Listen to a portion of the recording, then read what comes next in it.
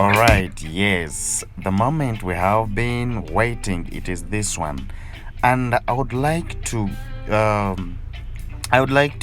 shout out to everyone before we start this, because there's something that I would like to share with you today. And I think it's going to be something that is very sensitive, something that you would like to learn, and something that you'd want to listen to. So I would like you to not only seeing what I'm doing, but try to listen to these words that I'm going to tell you. Yes, my name is Maurice, the Crochet Master, and welcome to my YouTube channel. Thank you so much for the love and support that you have showed me ever since I started. So today we're going to see on how to do the temporary dreadlocks, extended dreadlocks for the kid. What do we do here, and what is supposed to be done when you're locking a kid? You know, sometimes people say that dreads, they are painful, but there's some things that you should also try to realize when you're doing it. So for now, there's some basics that you need to follow when you're locking the kids hair. So like this one, it's a 4C hair type, and really it is very weak. So the only thing you're going to do when you're locking, try to look at me here very careful, in that when you're locking, you just have to lock using this method of cross locking, just on the side and up. But when you're doing this hairs, okay, when you're doing that method, I want you to listen to me very careful, because sometimes we do things and we just watch, but there are those things that you need to hear from the person who is trying to teach you, because dreads are very sensitive, and a lot of people say that dreads are the painful, and others even fear to play them their kids. But I would say that anything can be painful. Anything can be painful. Even the cornrows can be painful. But the only thing to prove it is that how do you plait it you yourself. So for here, I would say that if you want to plait dreads very well, and for the kids, there's some things that you need to do. And if now you're using this method of the cross locking, by the way, this method is very tricky, in that sometimes you might want to do the cross locking, and after locking it that way, immediately it will be very tight. I don't know if you're trying to get what I'm saying. That if you try to do this cross-locking, there's something that you're supposed to observe. Because if you don't observe them, that means you're going to make it very tight, and it will lead to the pain. You understand? So try to be very focused, and try to lock it as you're observing, because it's very important. So like here, you find the hair is a bit the hair, you can see, is now here, like the volume is a bit big. So after you have tried to roll this way, because there are those ones that you just do it once and you do the side and then upward. Try to see, is there a space that is remaining, because you can see mine, there's still some space that is remaining, because I know you're going to do it yourself. You're going to do it, and after you will find that the space is no longer there, because there are those boxes that you'll be seeing me locking only once. You understand? So it's just according to how you will see. So this one, you see, I'm doing the cross locking, but I have to observe, is there any space, you see? So now if I can do another time, because I see the space is still there. I don't know if you're trying to understand what I'm saying. Even this, I'm doing the third time, because the hair is too soft. So listen to me very careful. This one comes that when you see you're locking the dreads, and I've done it like 3 times, the cross locking. It is not always good, like after locking this way, then you're going to put the extension.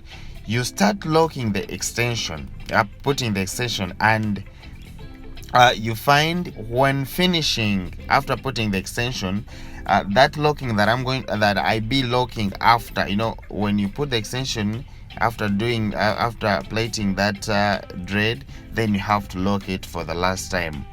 Please, if you're locking it for the last time and you lock it like 4 times, you understand, that means when you are plating, when you are locking, as you are pulling it, then the hair was trying to come out from the extension. I don't know if you have ever observed that the hair was trying to come out of the extension. So as you are trying to pull it, as you are finishing, the hair was already out, and then you couldn't locking it once, so you were trying to lock it twice. So that one is very, very important to listen. And now this one is, as usual, like we always separate into 3 portions, and we use the person's hair, like you can see, it's down, and then I lock, and then I put it up just like that, then I bring it down like that, I put it up. This one, why I always do like this, I told you last time that I do it this way just because I want to protect my hair. This is just temporarily dread, so why would I want to make it look like permanent?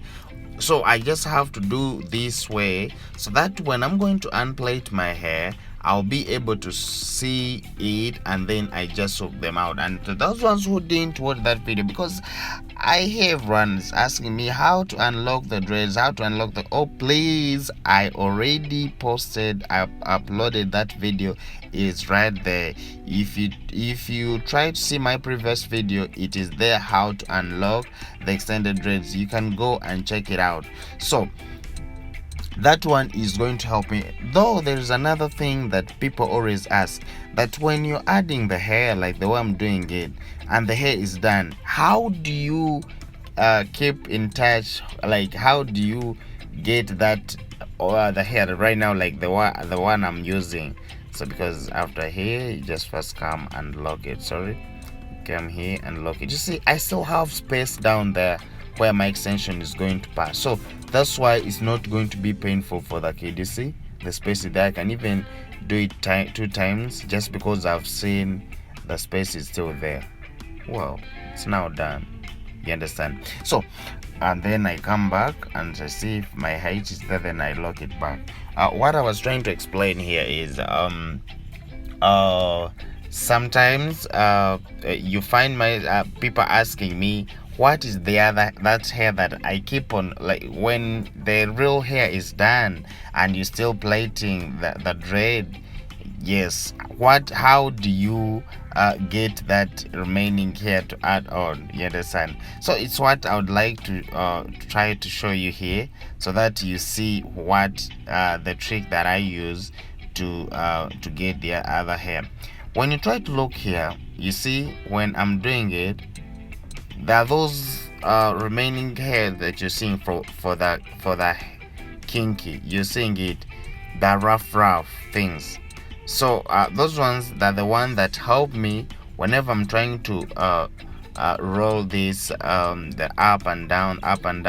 I be collecting those small hair that you're seeing down there. Let me try to show you in this angle, because this one's a bit far. Let me try to show you in this other angle, you understand? At least that one you'll try to get what I'm saying, because this one is a bit far.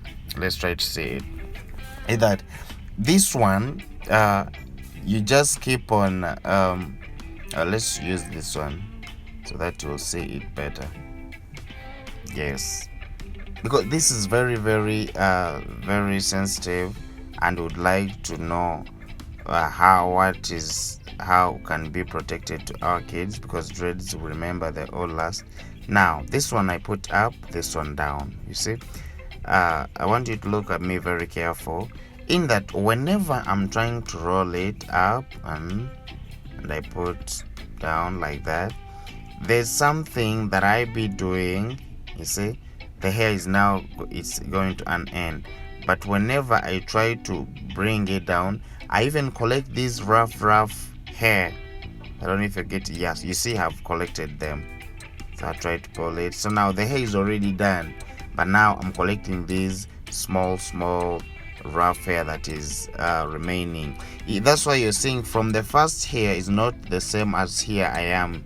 Here is somehow neat, just because of that hair that I'm collecting from the braid. I don't know if you're getting it now. So it's what I keep on rolling it up and down, no matter how small it is. In fact, it's supposed to be small, but because others, when they reach there and they try to bring it the other side, you understand, they bring it, they first leave it and then they try to separate it, which is not good. So that hair, I do it this it's what I keep on using, trying to put it up and down.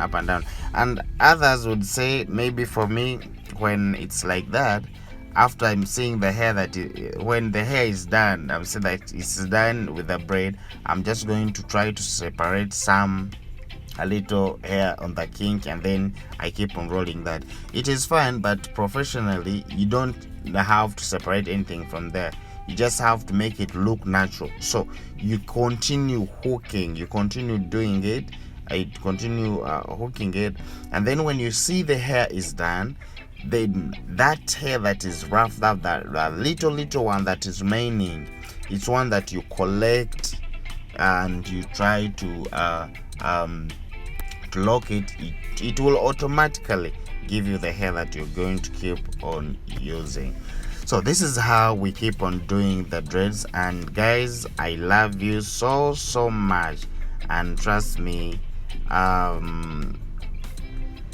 love you. That's what can I say. And thank you so much for your love, for supporting me ever since I started. My name is Maurice, the Project Master, and see you guys. Bye bye. I sign out.